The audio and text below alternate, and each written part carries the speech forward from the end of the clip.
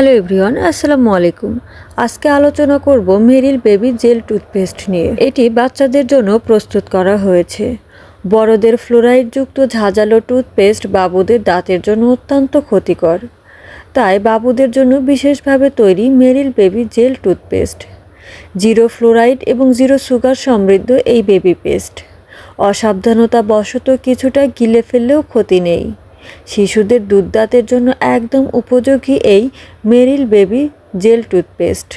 এই টুথপেস্টের মূল উপাদানগুলো হলো silica, glycerin, sorbitol, PAIG 600, CMC, orange flavour, CI 1585, aqua ইত্যাদি। এই বেবি পেস্টটি 6 বছরের কম বয়সী শিশুদের জন্য উপযোগী। অরেঞ্জ ফ্লেভারের পাশাপাশি এই পেস্টটি এখন স্ট্রবেরি ফ্লেভারেও পাওয়া যাচ্ছে। এর বাজার মূল্য 100 টাকা এবং এর পরিমাণ রয়েছে 45 গ্রাম। এখন আমরা জানব কিভাবে শিশুর দাঁত মাজবেন।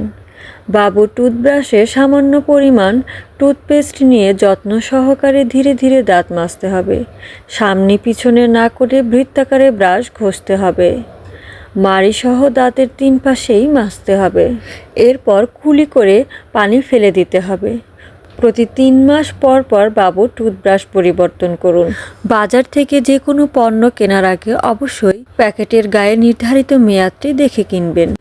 ভালো মানের পেস্ট ব্যবহার না করলে দাঁতে পোকা, দাঁত ভেঙে যাওয়া সহ নানা রকম সমস্যা দেখা দিতে পারে।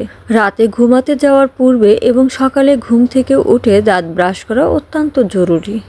সবাই ভালো থাকবেন, সুস্থ থাকবেন। দেখা হবে পরবর্তী কোনো ভিডিওতে। আল্লাহ হাফেজ।